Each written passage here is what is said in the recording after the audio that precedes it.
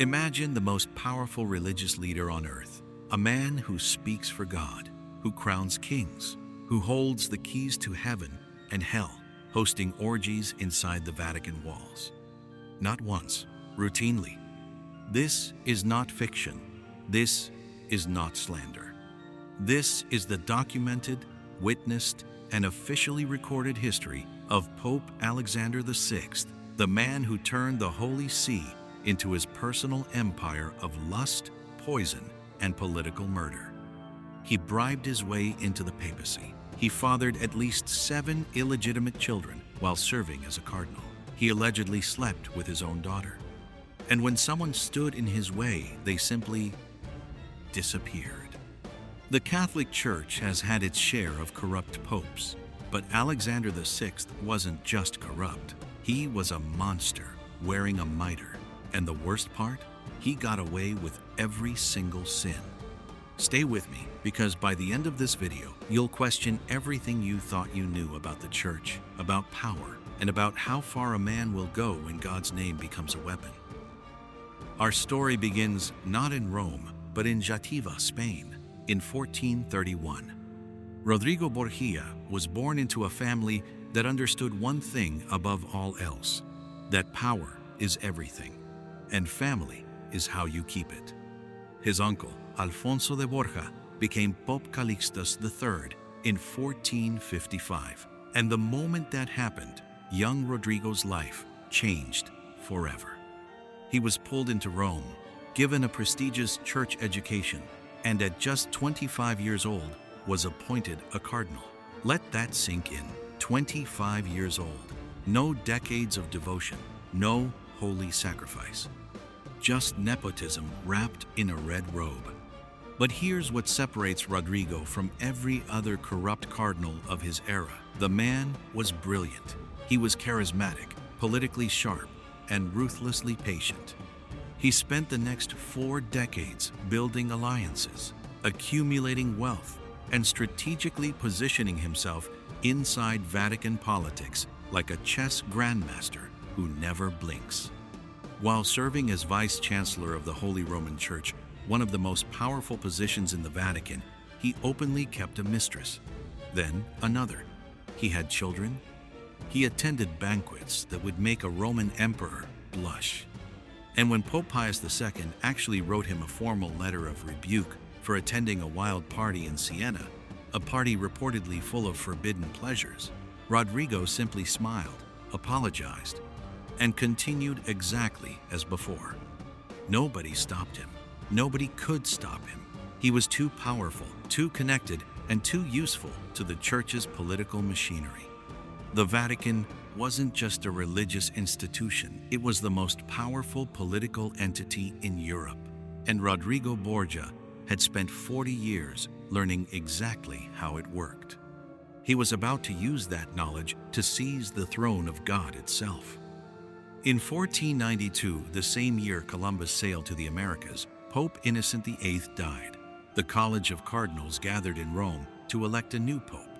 And Rodrigo Borgia arrived at that conclave with something none of the other candidates had: mules loaded with gold. According to contemporaries, including the Venetian diarist Stefano Infessura, Rodrigo systematically bribed cardinal after cardinal with staggering offers, castles, church offices, entire cities given as gifts in exchange for their votes. He promised Cardinal Ascanio Sforza 4 mule loads of silver and the vice-chancellorship itself. He handed others vast estates and lucrative positions. Even by the standards of the era where simony, the buying and selling of church offices, was common, this was breathtaking. Cardinal Giuliano della Rovere, who would later become Pope Julius II, was so disgusted by the open bribery that he reportedly called it the most corrupt election in the history of the Church. And he was a man who lived inside that corruption every day.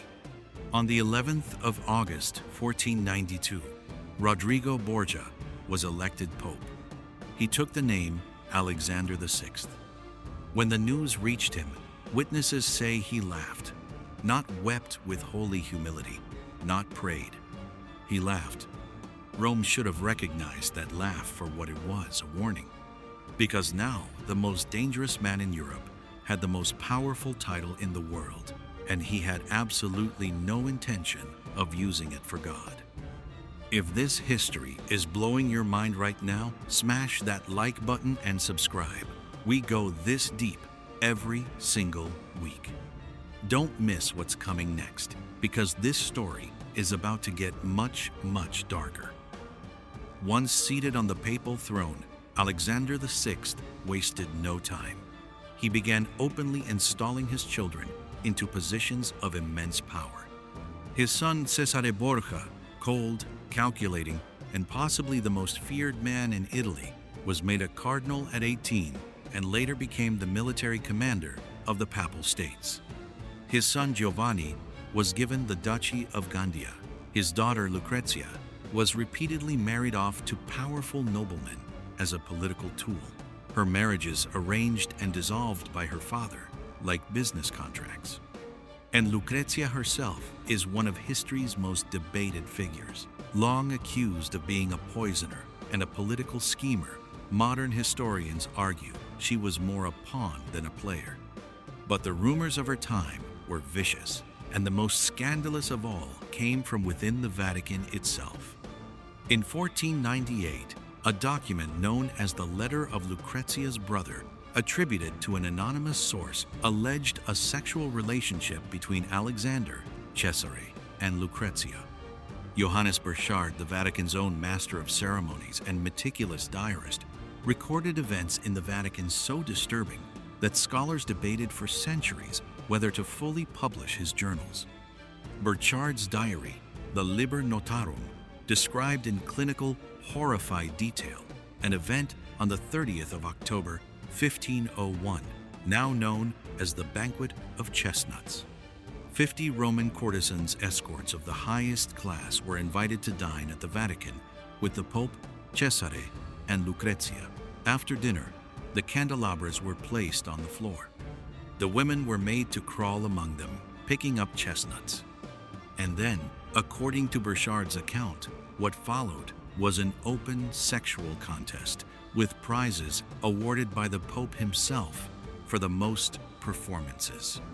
Burchard was not a gossip.